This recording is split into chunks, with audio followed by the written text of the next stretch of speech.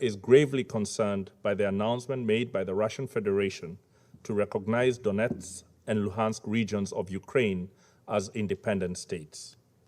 In our considered view, this action and announcement breaches the territorial integrity of Ukraine.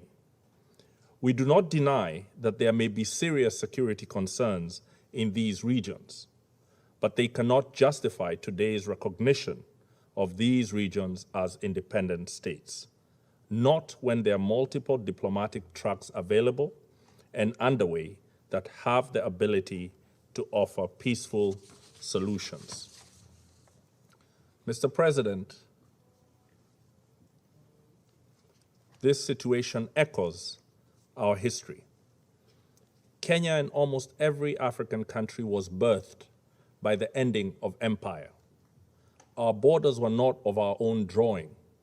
They were drawn in the distant colonial metropoles of London, Paris, and Lisbon, with no regard for the ancient nations that they cleaved apart. Today, across the border of every single African country live our countrymen with whom we share deep historical, cultural, and linguistic bonds. At independence, had we chosen to pursue states on the basis of ethnic, racial, or religious homogeneity, we would still be waging bloody wars these many decades later. Instead, we agreed that we would settle for the borders that we inherited, but we would still pursue continental political, economic, and legal integration. Rather than form nations that looked ever backwards into history with a dangerous nostalgia, we chose to look forward to a greatness none of our many nations and peoples had ever known. We chose to follow the rules of the Organization of African Unity and the United Nations Charter, not because our borders satisfied us, but because we wanted something greater, forged in peace. We rejected irredentism and expansionism on any basis, including racial, ethnic, religious, or cultural factors. We reject it again today. Kenya registers its strong concern and opposition to the recognition of Donetsk and Luhansk as independent states.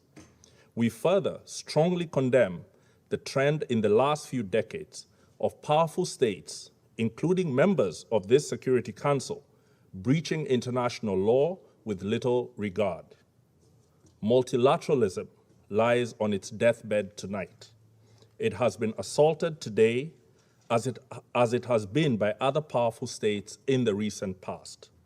We call on all members to rally behind the Secretary General in asking him to rally us all to the standard that defends multilateralism. We also call on him to bring his good offices to bear to help the concerned parties resolve this situation by peaceful means. Let me conclude, Mr. President, by reaffirming Kenya's respect for the territorial integrity of Ukraine within its internationally recognized borders. Thank you.